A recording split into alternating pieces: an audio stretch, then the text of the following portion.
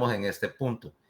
En el caso de que teníamos dos cosas. Primero, de que cuando hablábamos de la síntesis de estrógenos y de progesterona, de que el precursor esencialmente era empezar con progesterona, ¿okay? Porque está antes en la cadena de síntesis, y luego convertir la progesterona en andrógenos en las células de la teca,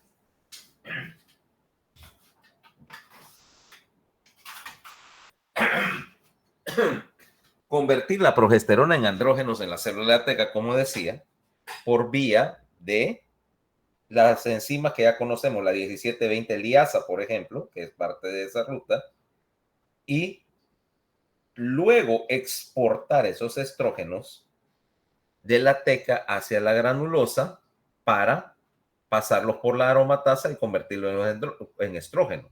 ¿Ok? O sea que esencialmente siempre vas a tener un paso de síntesis androgénica. Era lo que hablábamos también ayer, cuando el déficit de aromatasa me impedía esta precisa conversión. El déficit de aromatasa me implica esta conversión, y si falla, entonces yo lo que tengo es que me estoy quedando con un producto incompleto, pero desgraciadamente ese producto incompleto tiene, en este caso, el efecto contrario al que yo estaba interesado. ¿Okay? Entonces es donde tenemos los casos de masculinización, en particular durante la pubertad. Hasta ahí estábamos claros. Y es donde tenemos dos, ¿cómo se llama? Tenemos que en la granulosa, por lo tanto, yo voy a tener la necesidad de dos estímulos hormonales en algún punto determinado para forzar esta conversión. La primera es que necesitas el estímulo número uno, es LH, porque la LH es lo que me induce la producción de progesterona. Y esta LH, bueno, ya vimos, hace también un efecto de amplificación. Por eso es que tenés acá esta adenilciclasa, porque el mecanismo estás convirtiendo ATP a AMP cíclico, y el AMP cíclico activa las enzimas, acá la colesterol desmolasa, para convertir colesterol en pregnenolona, y el resto ya lo sabes, ¿va? 3-beta hidroxiesteroide deshidrogenasa, para acá. ¿Okay? Y número dos, una vez que ya tuviste la progesterona, materia prima, pasa al segundo estímulo, que es la FSH, que se secreta cíclicamente, porque la FSH enciende ahora la aromatasa para hacer la conversión de estrógenos. O sea que si yo no tengo secreción de LH, tampoco produzco estrógeno. O sea, lo que te enseñaron tal vez en semestres pasados, que dice, la FSH estimula la producción de estrógeno y la LH induce la producción de progesterona. Sí, pero en una manera un poquito más compleja de lo que te parecía. Entonces, recordate, el déficit de LH te afecta la producción de ambos, tanto de estrógeno como de progesterona, porque estás bloqueando la producción del sustrato primordial para fabricar, ¿cómo se llama? Fabricar el estrógeno. ¿Ok? ¿Me entendiste eso? O sea, bajo el concepto de que, por ejemplo, si yo afectara, qué sé yo, la producción de petróleo crudo, también estoy afectando la producción de gasolina, porque necesito el primero para sacar el segundo. Ahora, suponete que yo logre sacar al final estrógeno y secretarlo hacia el líquido extracelular. Una vez que salga el líquido extracelular, va a ser rápidamente captado por una globulina. Globulina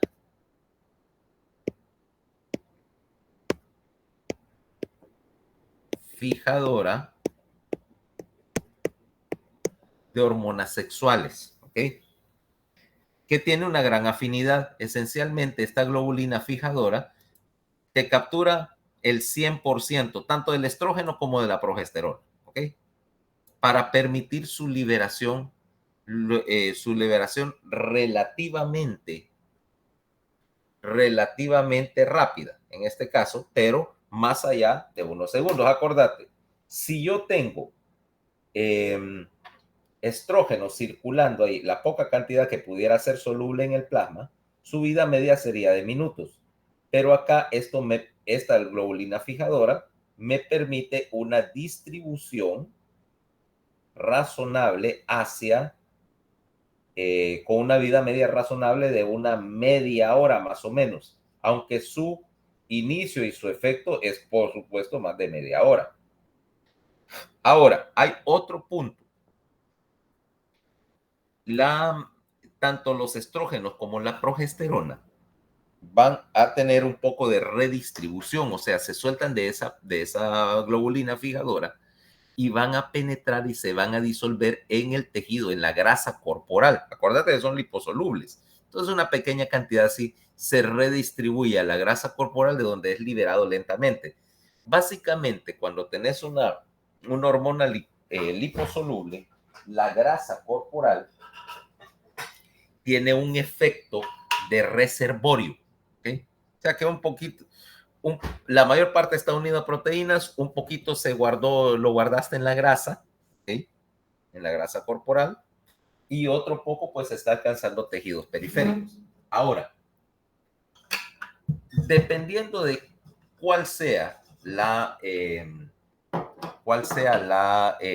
hormona, va también a degradarse eventualmente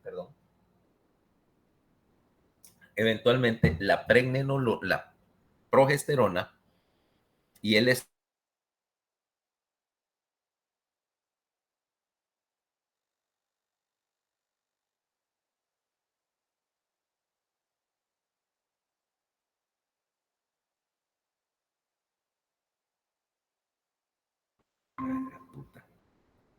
Bueno, espérame. Te digo, conexión a veces está inestable. ¿Me están escuchando? Sí. Sí, doctor. Bueno, espérame un momentito, porque déjame ver si el stream no se rompió. No, ahí está. Ahí está el stream. Sí, ok. Vamos otra vez espérate, voy a poner el compartir pantalla.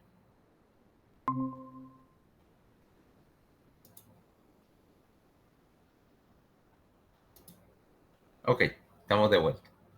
Bueno, entonces a lo que estábamos con la idea de que la progesterona se va a degradar igual que el estrógeno. En el caso del estrógeno, básicamente lo vas a degradar y el hígado lo conjuga, lo va a unir a dos sales, para formar dos sales. Uno es ácido glucurónico para formar glucuronato de estradiol, o su variante, la alternativa es sulfato de estradiol o de sus metabolitos, y se excreta por vía biliar. Al fin y al cabo, este glucuronato es una sal biliar, de hecho, y lo puedes utilizar para ayudar a capturar grasa en el tubo digestivo, pero básicamente lo convertís a sales biliares. En el caso de la progesterona, lo vas a oxidar también y lo vas a convertir a pregnandiol, que es, ¿cómo se llama? Metabólicamente inactivo, ¿ok? O sea que este paso lo inactiva y luego lo conjugas otra vez a glucuronato o sulfato generalmente. Hay otras opciones, pero estos son los principales para convertirlo en una sal biliar y utilizarlo como solvente para grasa, pero eventualmente el caso es que tanto los estrógenos como la progesterona son inactivados en el hígado antes de excretarse. Ahora, vamos a ver qué efecto tiene, porque vamos a ver dos efectos. El primero es directamente el efecto estrogénico sobre los aparatos reproductores, pero no es el único efecto. En primer lugar, vamos a ver que estos estrógenos en particular tienen tres efectos. Primero es sobre el desarrollo genital, ¿ok? Ya vimos ayer que necesitabas un poco de estrógeno, ¿ok? Para que se completara el desarrollo del conducto de Wolf, ¿no? De que para hacerle el desarrollo, o sea, de útero, trompas, necesitabas cierta cantidad prenatal de estrógeno. ¿Sí? Pero además, acordate de lo que te dije, en ausencia de un estímulo hormonal, fenotípicamente te convertirías en una niña, ¿va? O sea, tendría genitales externos femeninos. Pero los genitales internos dependen de la presencia prenatal de estrógeno para desarrollarse. Entonces, por ejemplo, tenés casos como esos síndromes que hablábamos, síndrome de insensibilidad congénita a los andrógenos, por ejemplo, en los cuales fenotípicamente estas pacientes o estos pacientes, porque realmente son varones. Digo, digo, genéticamente son varones, perdón, fenotípicamente son mujeres, o sea, externamente, pero, y este es un pero importante, no tienen útero, porque como nunca estuvieron expuestas a estrógenos, nunca tuvieron la oportunidad de desarrollar útero y trompa. Por lo tanto, prenatalmente lo necesitas para formar desarrollo, para hacer el desarrollo genital. Ahora, esos estrógenos a los cuales estuviste expuesta prenatalmente, en el caso de las mujeres, estos estrógenos fueron básicamente suplidos por la placenta, porque en ese momento no tenés ningún folículo que esté produciendo hormona, ¿ok? Y la poca conversión de andrógenos a estrógenos en el hígado, ¿ok?, no es suficiente para completar el desarrollo genital. O sea que esos estrógenos son, por así decirlo, prestados desde la placenta o desde la madre. Pero una vez que empezaste a secretar estrógenos durante la adolescencia temprana, estos estrógenos empiezan a hacer primero todos los cambios necesarios para la maduración genital, o sea, el útero aumenta de tamaño, la trompa empieza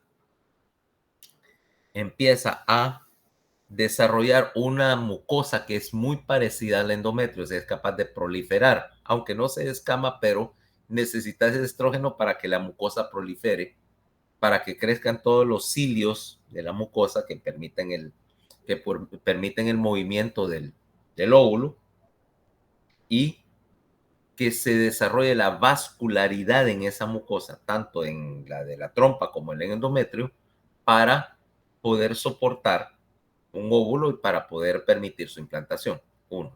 Dos,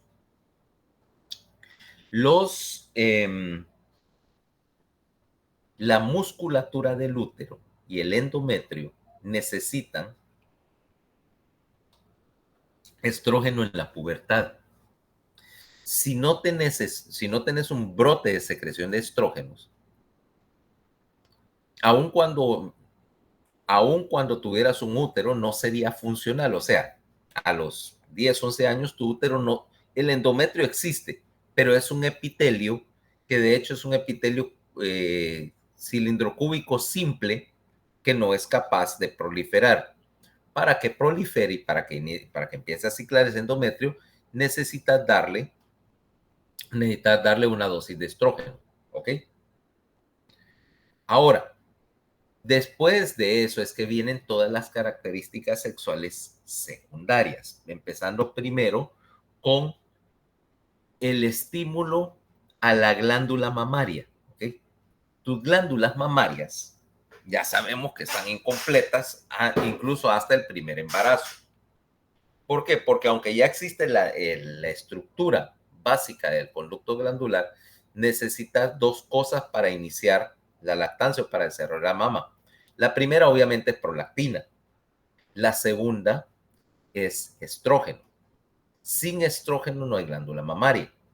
Primero, no solamente deposita el tejido glandular, sino que la grasa mamaria, o sea, la que da la forma de la glándula, es mediada por estrógeno. ¿Okay? De hecho, el problema es que hay una subpoblación de pacientes que tienen una variante del receptor de estrógeno y son sumamente sensibles al estrógeno y desarrollan cáncer de mama. Son las famosas pacientes con cáncer de mama con receptor positivo, que tienen una variante del receptor de estrógeno y la estimulación estrogénica, de hecho es en ellas un inductor para la formación de un cáncer de mama. ¿Ok? Y ya que estamos hablando de grasa mamaria, ese es el clásico ejemplo de lo que llamamos grasa de distribución sexual. ¿Ok? O sea, bajo efecto, no toda la grasa es igual. Quiere decir que bajo efecto de estrógeno vas a empezar a depositar grasa, obviamente, en la glándula, debajo de la glándula mamaria, para ser más correcto, alrededor de las caderas, en los glúteos y en la porción inferior del abdomen.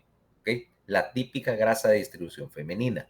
Si no tenés estrógenos, no es que no puedes depositar grasa, pero vas a depositar grasa en un patrón que es más, si querés así decirlo, más genérico, más similar a la distribución de grasa que tenía durante la infancia, ¿ok? Vaya, por ejemplo, bueno, es que ninguna de ustedes dos probablemente haya pasado por esa fase, pero no sé, si eras, Cintia, lo dudo mucho, pero vaya, si era gordita a los 9 años, no creo, No, para nada. Fernanda tampoco.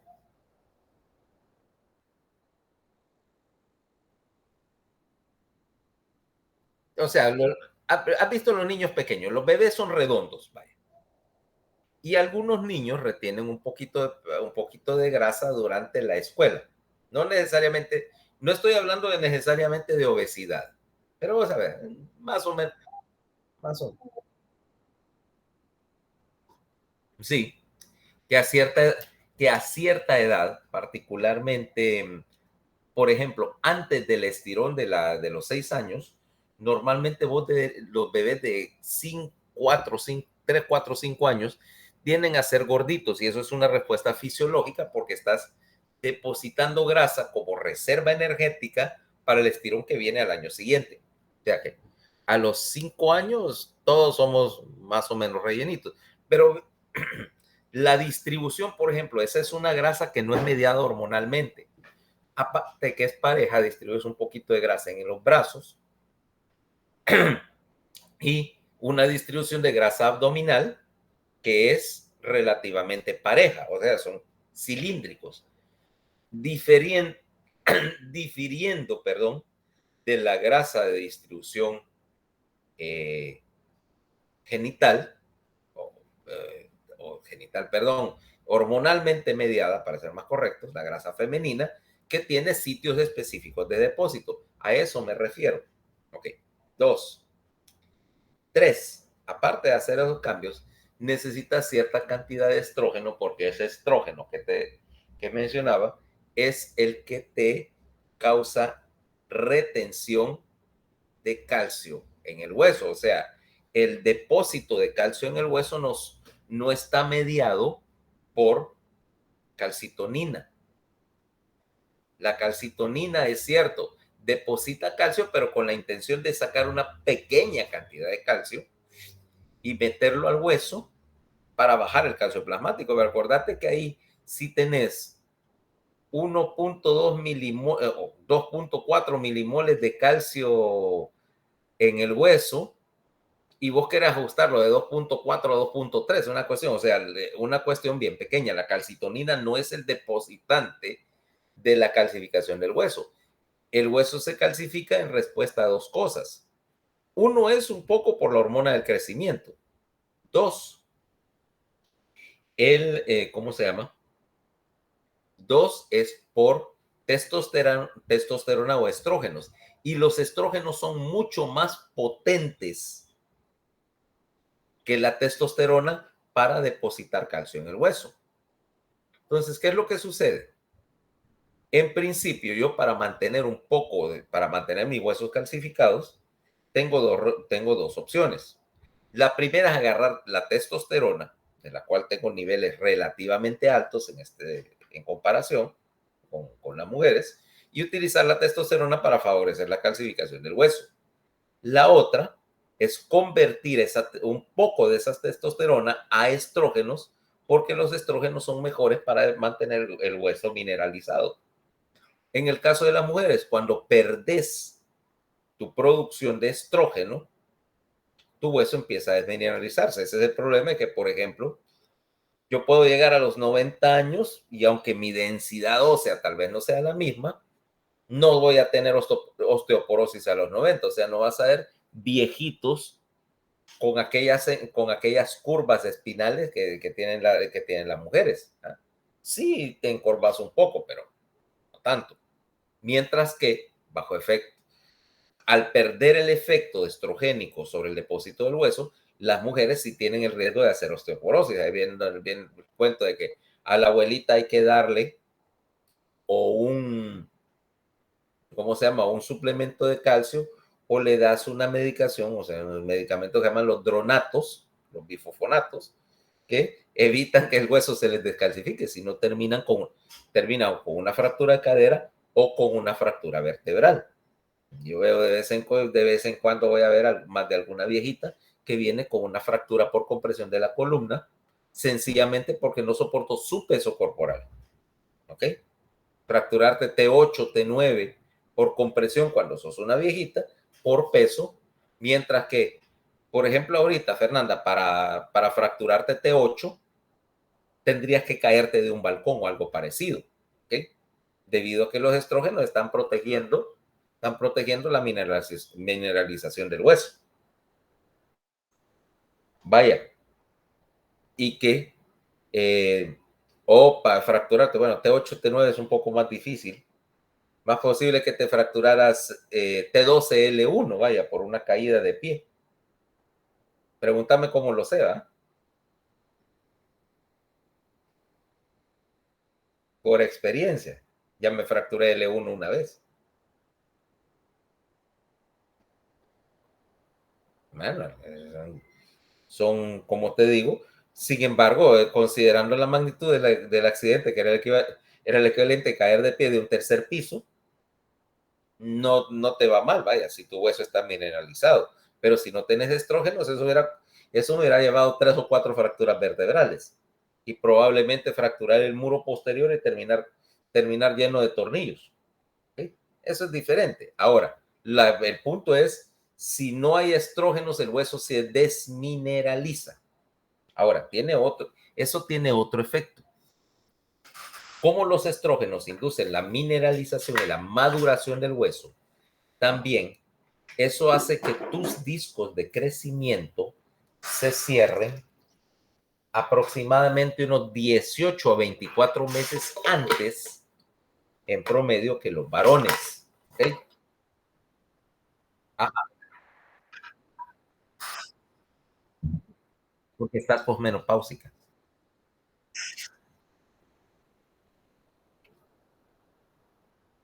Es casi nula. Porque los hombres no perdemos el soporte hormonal. Acordate que te dije, yo puedo producir estrógenos para mantener mi hueso mineralizado, convirtiendo en el hígado parte de la testosterona a estrógeno. Y mi producción de testosterona nunca termina. Teóricamente, yo a los 95 años todavía produzco testosterona, ¿ok? Y si produzco la suficiente cantidad, voy a mantener el hueso completamente mineralizado. Y como en teoría, por lo menos, yo sé que en la práctica no es exactamente así, pero en teoría yo produzco suficiente testosterona a los 90 y que debería producir, qué sé yo, 80% de la que producía cuando tenía 24 años, tengo suficiente soporte para no hacer osteoporosis. ¿Ok? Por, la diferencia es que, que mi testículo a los 90 años va a estar ahí todavía trabajando. Pero en el caso tuyo, a los 50 y algo que llegues a la menopausia, básicamente tu ovario está ya totalmente desfuncionalizado, o sea, quemaste todos los folículos y ya no tenés forma de producir estrógeno, como no sea una mínima conversión por ahí proveniente de la suprarrenal. O sea, que te quedaste sin fábrica de estrógeno. Ahora, estábamos con lo del cierre del disco de crecimiento. Precisamente esa es una de las razones por las cuales tu disco de crecimiento se cerró y vos dejaste de crecer en estatura, por lo menos a los 15 años o algo así. Lo puesto de esa manera. A los 15 años ya tenías la misma estatura que tenés ahora. Sí, habrá. Sí, esencialmente lo que. Sí, porque tu alargamiento óseo, lo que habrás crecido serán milímetros. ¿Ok? Ya de hecho, a los 16, 17 años, lo que está cerrando son los discos de crecimiento de la cadera, ¿okay? Del ala ilíaca. Pero ya en los fémur, tibia, peroné, que son los responsables de la estatura, ya no crecen. Húmero y radio tampoco. Mientras que, por ejemplo, vaya, pone el caso que ese retraso del disco de crecimiento, suponete que existiera un Fernando, ¿ok? O sea, que tuvieras un gemelo.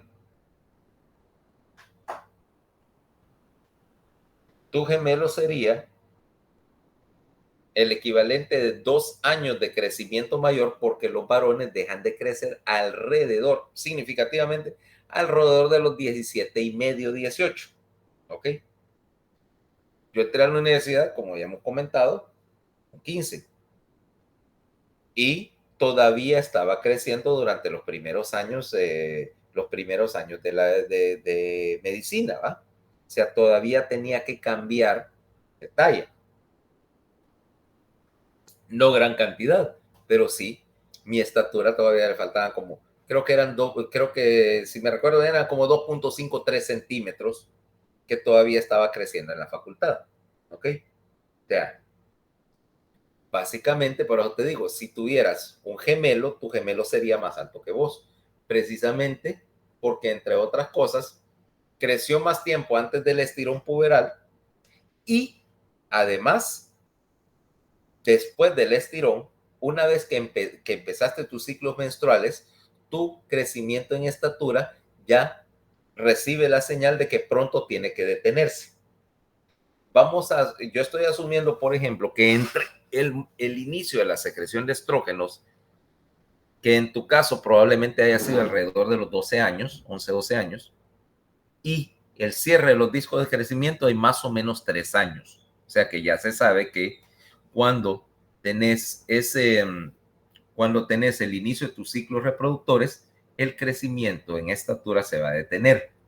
Básicamente por una razón lógica de recursos. Otra vez caemos al cuento de que no podés mantener, qué sé yo, las demandas metabólicas y de minerales y de y de proteína del crecimiento más las del embarazo y o la lactancia. O sea, no existe ninguna manera de garantizar fisiológicamente que tuvieras suficientes recursos en términos de proteína y mineral para mantener el crecimiento de tu hueso y el crecimiento y mineralización de los huesos del producto. Por lo tanto, una vez que inicias tus ciclos reproductores, tu ciclo de crecimiento se tiene que detener. ¿Ok? O sea que, si, y lo vas a ver, pacientes que inician la pubertad, lo que se llama pubertad precoz, por ejemplo, la tendencia ahora de tener, qué sé yo, dice, no, que hizo su primer ciclo menstrual a los 9 años, o sea, está en el límite, y que por lo tanto cerró los discos de crecimiento alrededor de los 11 o 12 años y se quedó con esa estatura, o sea, se quedó con una talla baja.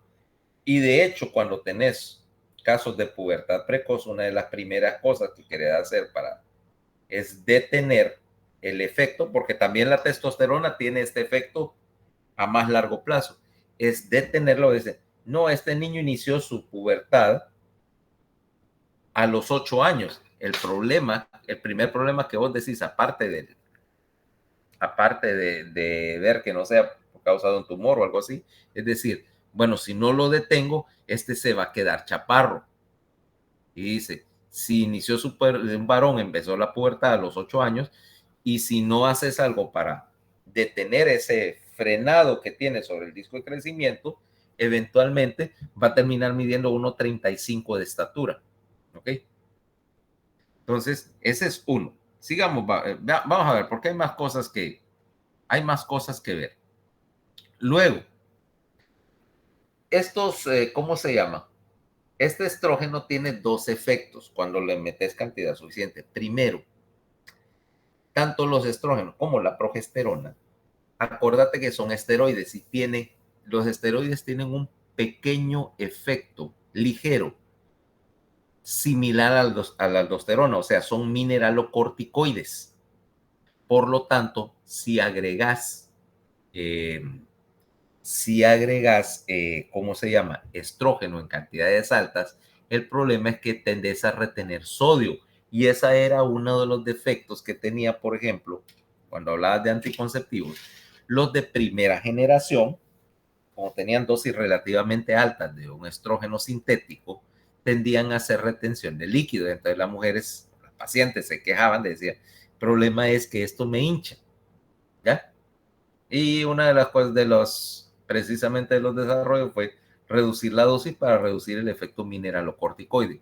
Conste, eso hace que algunas mujeres que son bien sensibles, bajo una dosis de estrógeno relativamente típica como la que usas en un anticonceptivo, tienen el problema de que te retienen líquido, te hacen edema periférico o te causan hipertensión arterial. ¿Ok? Luego, también en dosis bien altas, tienen algún efecto glucocorticoide. Los estrógenos aumentan la tasa metabólica basal y en tiene que ser dosis bien altas, pero también tienen efectos similares a los del cortisol, o sea, te aumentan la gluconeogénesis y te aumentan la movilización de grasa, te aumentan la lipólisis. Conste, tenés que abusar de ellos, pero no es imposible que suceda o que tengas una paciente que es bien sensible a los efectos. Interesantemente o anecdóticamente te dicen, acá me divertía, dice, los estrógenos tienen un efecto escaso sobre la distribución del vello. Es cierto, no forman o no incrementan la secreción del vello. El vello púbico y axilar en las mujeres, de hecho, es mediado por la pequeña cantidad de testosterona circulante, pero tiene un efecto interesante, o por lo menos lo que me han comentado. Bajo efecto de estrógeno, probablemente por la secreción de aceite de la piel, que se incrementa por los estrógenos, el pelo se pone, dicen las mujeres, vaya, yo no puedo opinar mucho al respecto, se mejora su calidad, dice, se pone más brillante, supongo que por la secreción de aceite, se pone más brillante y no se quiebra, ¿ok? No se quiebra. Y me lo ha comentado varias gente, por ejemplo, que dice, empezó a tomar, por ejemplo, un anticonceptivo, ya sea como anticonceptivo o para regular el ciclo ovárico en caso de un ovario poliquístico, y dice, no, ahora mi pelo mejoró, pero mejora la calidad, no la distribución. Conste. Como aumentan la secreción de grasa o de aceite por las células de la piel, las dosis altas de estrógenos causan acné. ¿Ok? Es uno de los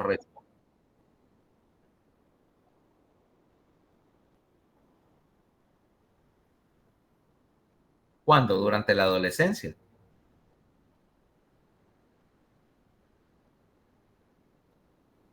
Sí, es un acné inducido. En general, pero fíjate que en general el acné y la secreción de grasa de la piel es mediado por hormonas sexuales. Y algunas pacientes sí dicen, no, si tomo un esteroide, un anticonceptivo, la cara se me llena de acné. ¿Okay? No sabría decirte qué porcentaje lo tienen. Acordate que eso principalmente es algo que ven los ginecólogos y no yo, pero sí sucede. No sé si, no sé qué tan frecuente es. Y sí aumenta de peso porque retenés líquidos, o sea, el efecto similar a otros corticoides. Conste, la mejor manera de ganarte un acné por esteroides es tomando cortisol o sus derivados. O sea, es una manera fenomenal de ganarte un acné por esteroides. Particularmente los corticoides de alta potencia como la dexametasona o la prednisona, te ponen la cara como barranco, ¿ok? Incluso aunque nunca lo hubieras tenido antes, porque, por ejemplo, yo no sé, vos nunca tuviste acné en la adolescencia, ¿ok? Pero si yo te doy, por ejemplo, ya sea un estrógeno o un glucocorticoide, te voy a provocar un acné por esteroides severo. Vaya, independiente de la edad, para ponerte, yo voy a decir, alguna vez yo he tenido que tomar esteroides, ya de adulto, tomaba en la adolescencia, por una artritis juvenil, y de vez en cuando, muy de vez en cuando se me dispara en la ya de adulto, ¿va? Porque eso no es un trastorno ahí, saber, autoinmune. Y decir, bueno, a los 40 y pico, y digo, bueno, ando con dolor de articulaciones y voy a tener que tomar un esteroide por unos días para no andar todo tieso, que se disparó la artritis. Y yo ya sé que después voy a andar con acné como si tuviera 14 años. ¿Ok? Absurdo, pero ya sé que es efecto secundario y por supuesto se aclara con el tiempo, le hace un par de semanas, eso sí. Tomas 3 días de esteroides y andas la cara como que sos quinceañera por 3 semanas, ¿va? De andar acné. Porque es que yo no me dice, anda donde el dermatólogo, pero es que mira, yo sigo utilizando los mismos métodos que usaba para quitarme el acné cuando tenía 14 años. Tiner, tiner para pintura. Sí, porque lo que quería yo era deshidratar, ¿sabes? Secar la espinilla. Y no hay mejor deshidratante precisamente que eso que es base acetona o algo parecido. Y entonces usaba el solvente que siempre tengo en mi mesa de trabajo para pintar o cosas así, ¿ok? Un algodoncito y empezar. Literalmente la solución vikinga para secarme las espinillas, ¿va? Pero mira, no tengo, no tengo la cara como que es la carretera a Ticamaya. O sea que sí funcionó.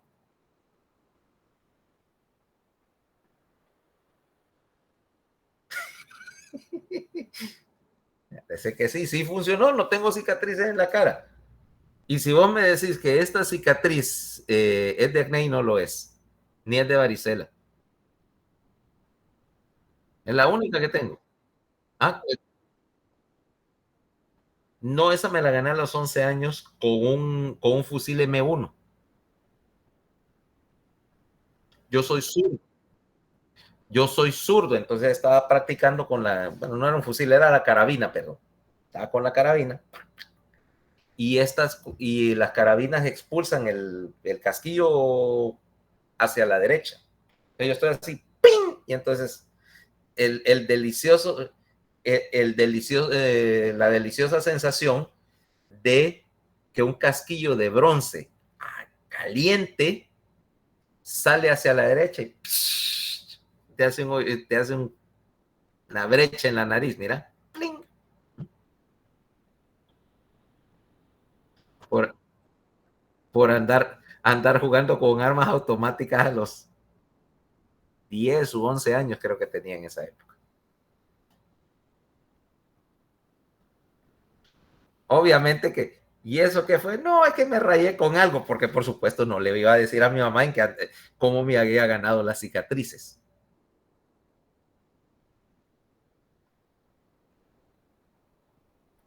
Hay todavía un montón de cosas que mi mamá no sabe, ¿ok?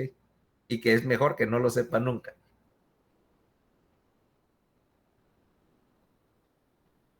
Ok, entonces seguimos con la idea. Ahora, si nosotros vemos, el efecto principal del estrógeno es, decíamos, durante la primera fase, es iniciar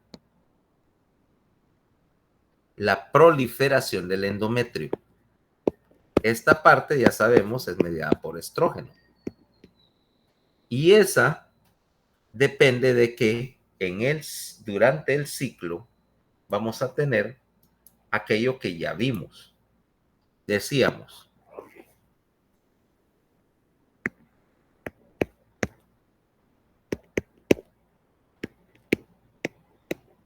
durante el ciclo ya vimos que las concentraciones de FSH habían empezado a subir durante la primera mitad del ciclo. Esto hace que las concentraciones de estrógeno suban rápidamente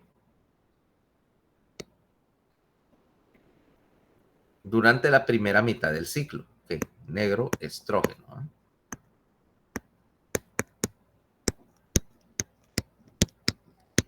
Lo cual tiene un efecto directamente estimulante sobre el endometrio. Bajo este efecto del estrógeno, el endometrio va a hacer dos cosas. En primer lugar, va a hacer que su epitelio empiece a proliferar, o sea, vas a ver un montón de actividad de mitosis. Y dos, al mismo tiempo que tenés proliferación, los vasos sanguíneos endometriales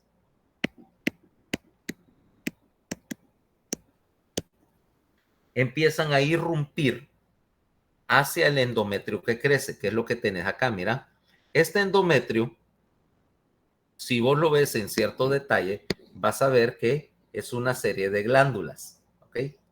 Estos son los fosas de la glándula. Aquí están las células endometriales forrando la glándula. ¿Ya?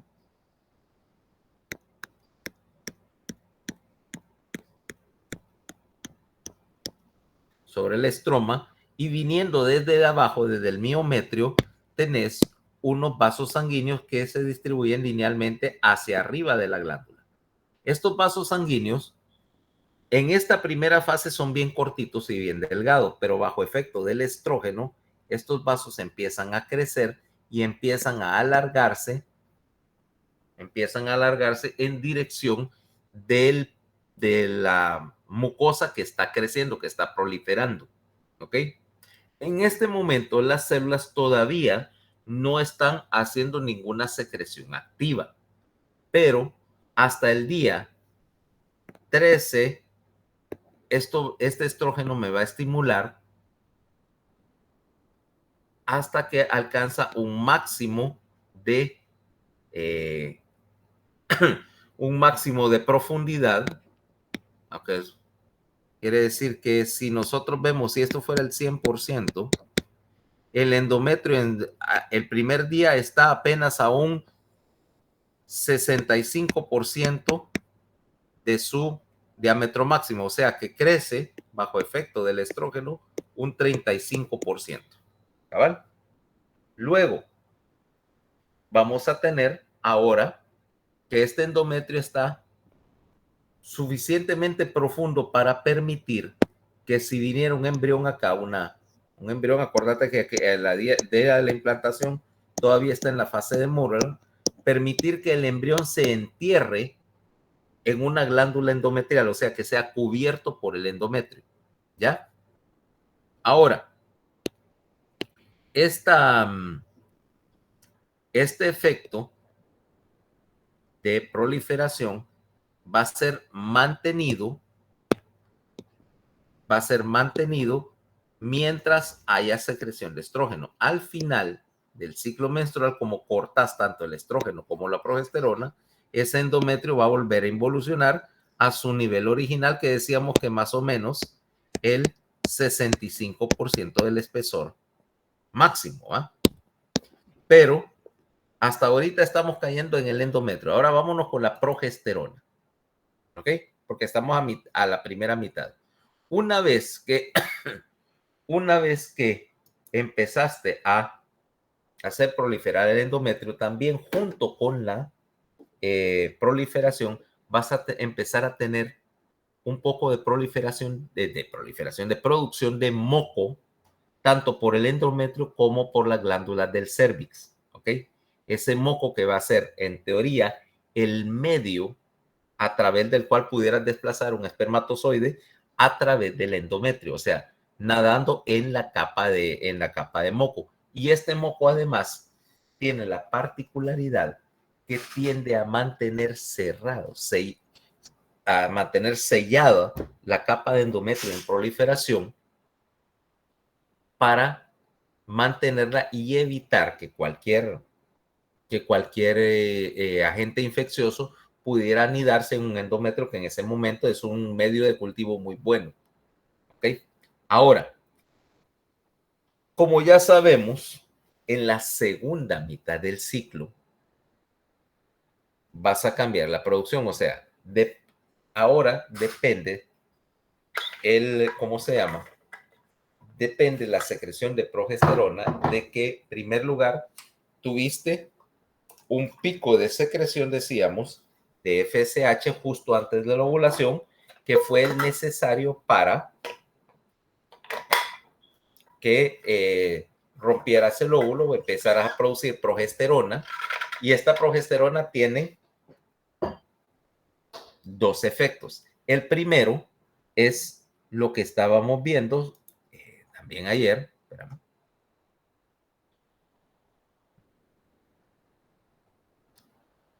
Que para hacer, ¿cómo se llama? Hiciste secreción de FSH para madurar el folículo y luego indujiste un pico de LH. Este pico de LH empieza a hacer que el día o en los minutos y horas previos a la ovulación empeces a producir ya la progesterona que vas a necesitar para la segunda mitad del ciclo. Y el primer efecto de la progesterona va a ser permitir que el folículo se rompa. Si no hay progesterona, no puedes llevar a cabo la liberación del folículo. Aunque el óvulo madure, si tuvieras un déficit de progesterona, el ciclo se hace anovulatorio, ¿ok?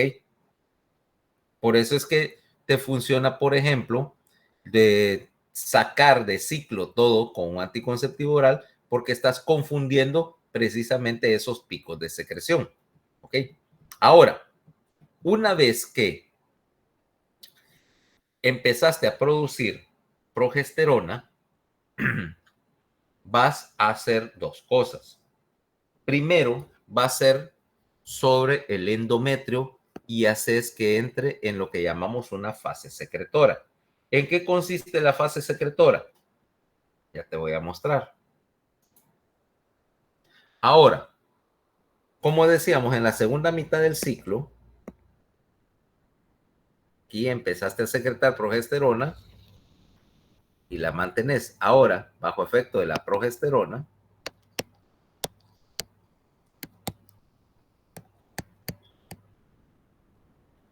El endometrio va a cambiar su modo, la proliferación disminuye. Todavía hay un poco de mitosis, pero ya no te interesa tanto, sino que vas a tener dos efectos. Primero, cambiar ese endometrio a modo secretor. Cuando ves un endometrio en modo secretor, vas a ver que en el interior de las células del endometrio vas a ver un montón de vacuolas que contienen glucógeno. Y este endometrio empieza a tomar ese glucógeno y empieza a secretarlo. Nuevamente estábamos con la idea de una glándula acá, y estas glándulas ahora en el interior de sus células, vas a ver una glándula muy crecida. y en el interior tenés sus células que aumentaron de volumen. Voy a poner otra glándula. Células que aumentaron de volumen y en el interior de las células tenés gránulos. Dale.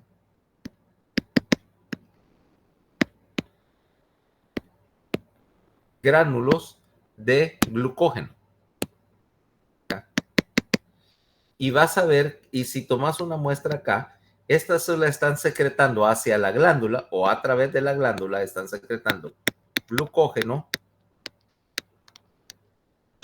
y aminoácidos. Y el pH en el útero va a empezar a cambiar también, ¿ok?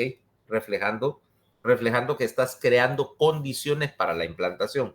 Luego, los vasos sanguíneos que veían acá empezaron a volverse tortuosos, empiezan a distribuirse en espiral así para aumentar el área de superficie. Y vas a ver que estos vasos,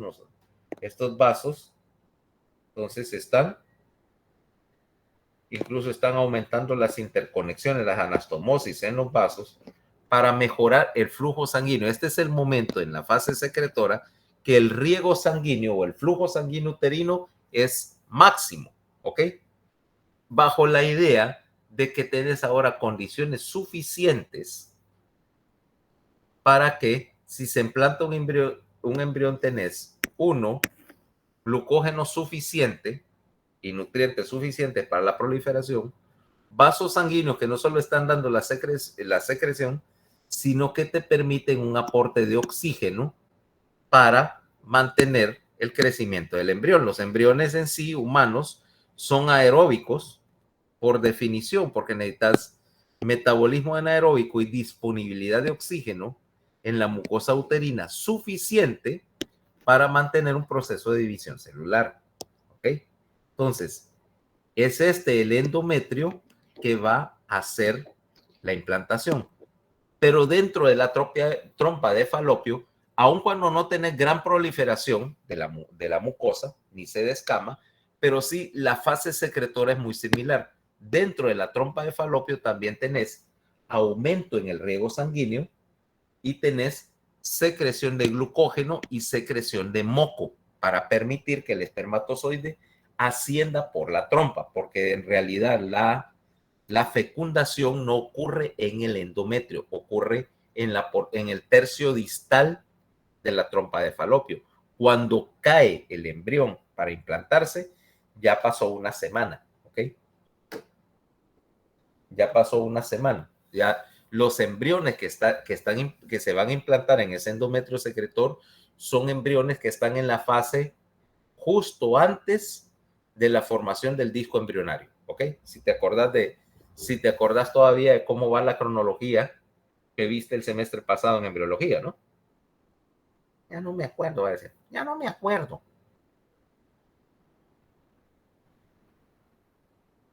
Eso. Sabía que lo ibas a decir. Pero bueno, acordate, este es el embrión en la fase entre alrededor de 80 a 128 células, o sea, 6 a 7 divisiones celulares, 7 días. 7 días, ese es el que está cayendo al endometrio y espera para implantarse tener condiciones adecuadas. Por eso nuevamente con la anticoncepción, el otro método es utilizar ahí es donde vienen, por ejemplo, los anticonceptivos combinados. Un anticonceptivo combinado tiene una dosis, o uno secuencial, tiene una dosis calculada de estrógeno y progesterona capaces de que si, aunque hubiera ovulación, saca de equilibrio esa proliferación y secreción del endometrio y hace que esté en un estado que no es ni proliferativo ni secretor. Por lo tanto, aunque hubiera ovulación y el embrión se formara, encuentra condiciones desfavorables en el endometrio y no se puede implantar. Sencillamente se va se va y se expulsa o no encontrando condiciones, ese embrión, fíjate que tiene una vida media bien corta si no se implanta. Una vez que llegaste a esa fase, si no se implanta, la vida que le queda a ese embrión es bien poca. En menos de 24 horas sencillamente se expulsa. ¿Ok?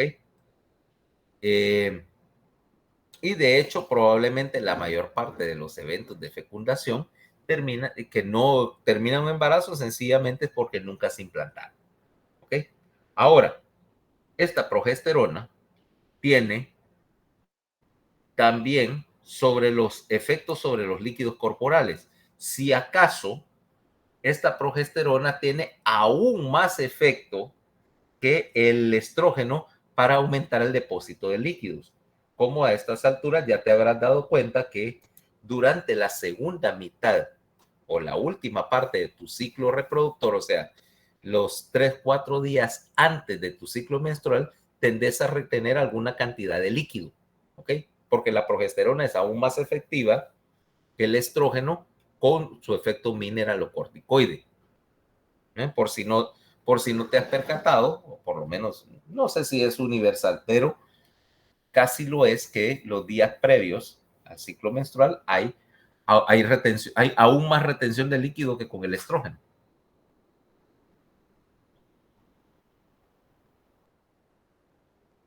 Bueno, no, obviamente no todo el mundo tiene la misma sensibilidad hormonal, pero sí, si haces una encuesta, por ejemplo, de tus compañeras, te vas a dar cuenta que muchas de ellas dicen que los días previos al ciclo menstrual hay más retención de líquido porque la progesterona es más efectiva, como te digo, para eh, imitar a la aldosterona que los estrógenos.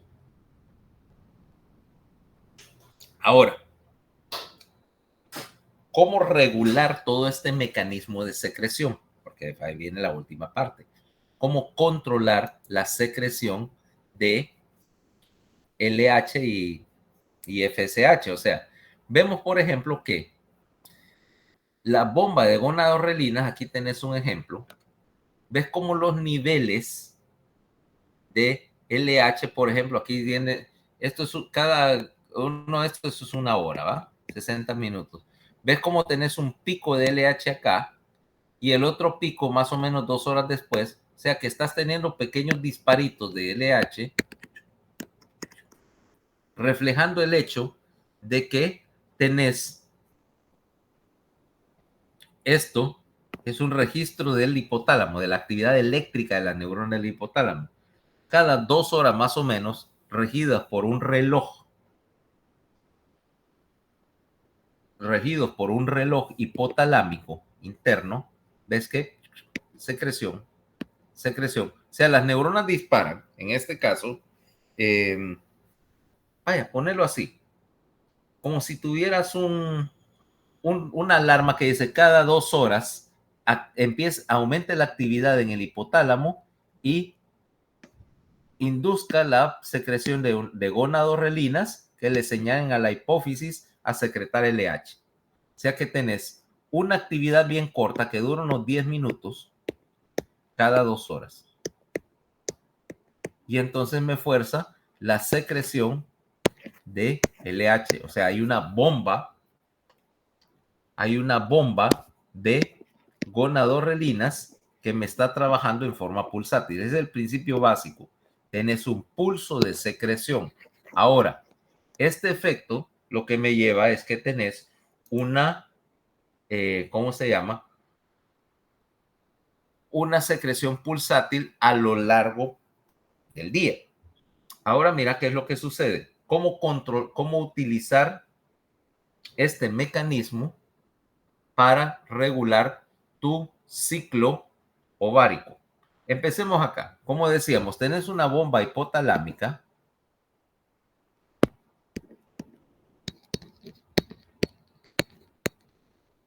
de gonadorrelina. Si te das cuenta, está controlada por algún tipo de reloj hipotalámico, o sea que también tiene cierta posibilidad de sincronizarse con varios estímulos, incluyendo la hora o la luz del día y por algún mecanismo misterioso, digo yo, mecanismo misterioso, o sea, un mecanismo todavía no dilucidado, incluso por algún tipo de estímulo externo. Vas a ver Esto probablemente nunca lo hayas experimentado, pero todas las especies de mamíferos sincronizan sus ciclos reproductores.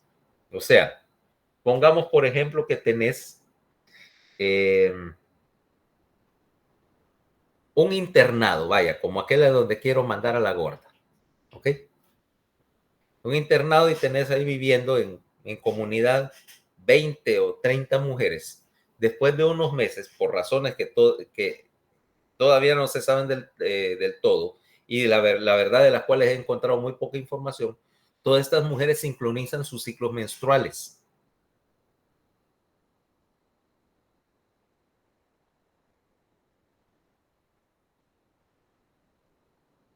Se sincronizaban, o sea, incluso aunque no convivan.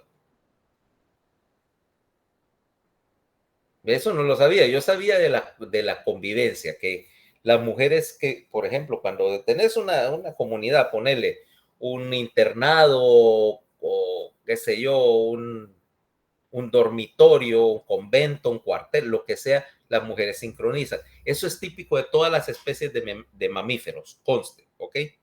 Sincronizan sus ciclos reproductores. Aparentemente es una manera de controlar la fertilidad, por lo menos en otras especies donde habría competencia de alguna manera por la fecundación, eso aparentemente controla las cosas, ¿ok? Y por eso te decía, por ejemplo, que no sé, por ejemplo, las leonas, que solamente son receptivas una temporada corta y todas al mismo tiempo. Eso me imagino que ayuda a controlar el orden en la manada. Bueno, entonces, si tenés, por lo tanto, algún tipo de estímulo externo, no sé si por verlas o por comentarlo, pero de alguna manera,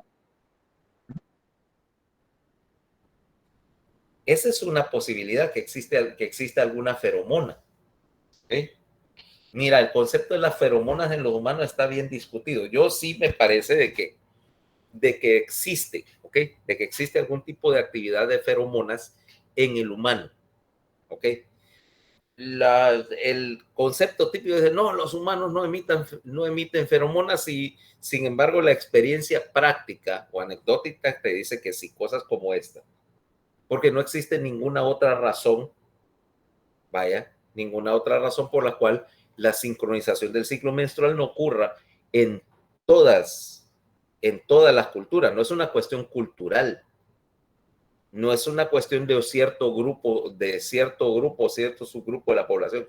Todas las mujeres están propensas. Es más, obviamente que no nunca lo podría demostrar así fácilmente, pero vaya, sí lo puedo demostrar. Por ejemplo, tenés que, incluso diferencias étnicas, por ejemplo, como esa escuela de medicina en Cuba, la Escuela Latinoamericana de Medicina tiene gente de todo, no solo de Latinoamérica, de hecho, ahí tienen gente de otros países, del África y todo, y en un, viven en un solo dormitorio, una sola residencia estudiantil, y supongo que el mismo fenómeno ocurre, o sea que no tiene nada que ver ni con raza ni con grupo étnico. O sea que probablemente existe alguna feromona que es común a toda la especie. Ahora, el punto acá es que por varios métodos también está sincronizando ese reloj secretor de que controla la bomba secretora de gonadorrelinas y que por lo tanto tenés una secreción pulsátil. Ahora veamos cómo viene el efecto acá. Si yo tengo una bomba de gonadorrelinas, obviamente que acá pone genéricamente gonadorrelinas y tiene un efecto de retroalimentación positiva sobre la adenohipófisis. Pero, ahora viene este caso. Empecemos acá. Tiene un efecto positivo de retroalimentación positiva sobre la secreción de FSH, ¿correcto? Empecemos por acá. Vas a hacer que, bajo efecto de las gonadorrelinas, vas a empezar a secretar, decíamos, FSH, retroalimentación positiva nuevamente, ¿no?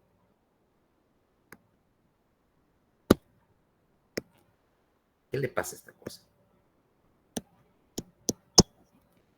Retroalimentación positiva. Pero esta retroalimentación positiva va a hacer que en el ovario un folículo, una célula de la granulosa, empiece a producir estrógenos. Retroalimentación positiva todo el camino, ¿va? Que por supuesto tienen algún efecto sobre los tejidos blancos, ya sea genitales o no. Pero ¿cómo controlar? Porque hasta ahorita solo llevo retroalimentación positiva y el problema sería que dispararía la producción de estrógenos hasta decir ya no. Bueno, en primer lugar, los estrógenos, perdón, los estrógenos tienen, está la tinta, efectos varios. En primer lugar, hacen retroalimentación negativa sobre la producción de FSH. Por lo tanto, tienden a mantener los niveles de FSH sin que se disparen. También tienen efecto de retroalimentación negativa sobre el hipotálamo. ¿Cabal? Pero, así como tienen retroalimentación negativa sobre el hipotálamo, también hacen retroalimentación positiva sobre la otra mitad de la bomba, la mitad correspondiente a la LH. Quiere decir que la secreción de estrógenos inhibe la producción de FSH, pero estimula a manera diferida la producción de LH. ¿Cabal? Está haciendo un doble efecto, mira, al mismo tiempo positivo y negativo. Ahora, una vez que pasaste los 14 días del ciclo, de la fase estrogénica del ciclo, este mecanismo va a hacer que vas a hacer que tengan inhibición entonces de FSH, vas a hacer que cuando hiciste el pico del día 13 o día 14, terminaste de inhibir la bomba de FSH, pero permitiste que arrancara la segunda bomba. Ahora la bomba de LH. Vamos a ver qué es lo que pasa. Bajo efecto de la gonadorrelinas, ahora línea de puntos, en la segunda mitad del ciclo hace retroalimentación positiva y aumentas la producción de LH, que induce a las células de la teca a producir progesterona. Aquí le llaman gestágeno, ¿verdad? Pero es lo mismo. Retroalimentación positiva para producir progesterona. ¿Ok? Que a su vez tiene efectos, los efectos sobre los tejidos blancos. Ahora, ¿cómo evitar ahora que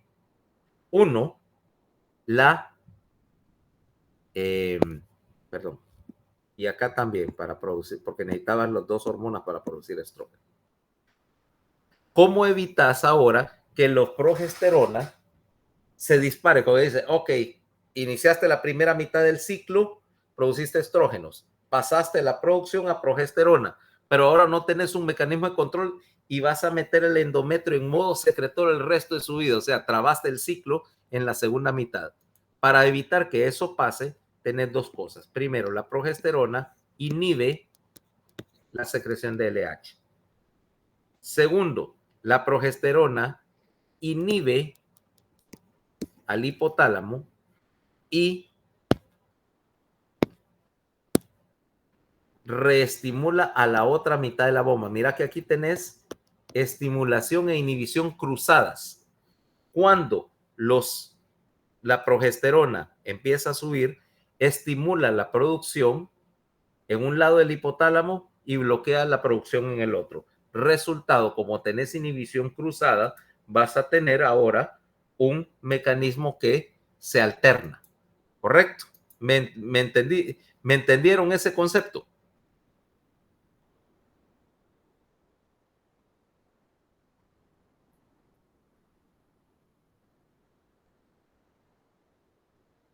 El mismo estrógeno inhibe su producción, correcto, para evitar que se disparen los niveles. Y al mismo tiempo, ese estrógeno está inhibiendo la producción de progesterona por un tiempo. Luego, cuando llegue la ovulación, estos estrógenos van a dejar de producirse en gran cantidad y van a permitir que se produzca progesterona.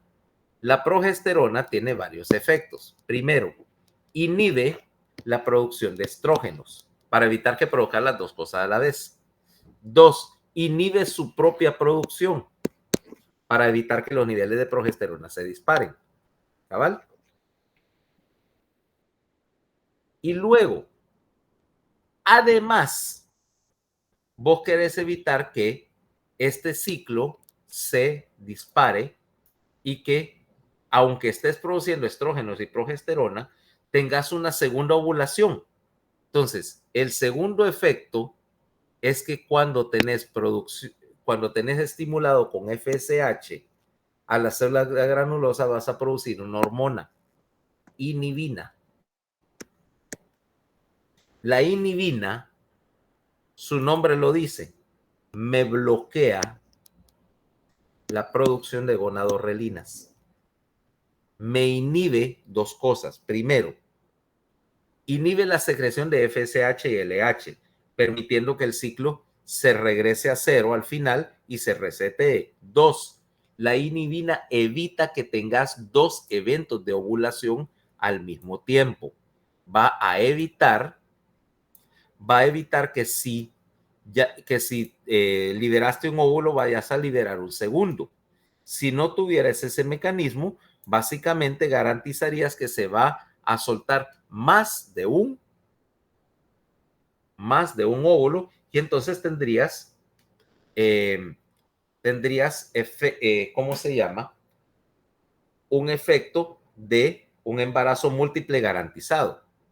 O peor aún, el efecto de quemar todos los folículos en uno solo. O sea que la inhibina tiene básicamente dos funciones. Como digo, evitar la superovulación, que es como se llaman esos eventos de soltar varios óvulos, y permitir que, como tiene un efecto diferido sobre la secreción de FSH y LH, permitir que al día 28 del ciclo apagues las dos bombas, permitas que el endometrio se descame, tener tu ciclo menstrual y volver a reiniciar el ciclo. O sea, cuando yo tengo el ciclo corriendo, pero bajo efecto de la inhibina, lo paro y le doy reset y lo vuelvo otra vez lo vuelvo a cero. ¿Cabal? Ok, bueno, entonces yo creo que con esto ya tenemos suficiente, ¿no? ¿Te parece que hay material suficiente como para incluirlo en el examen?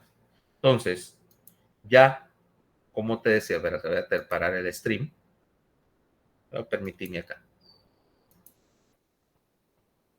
terminar el stream.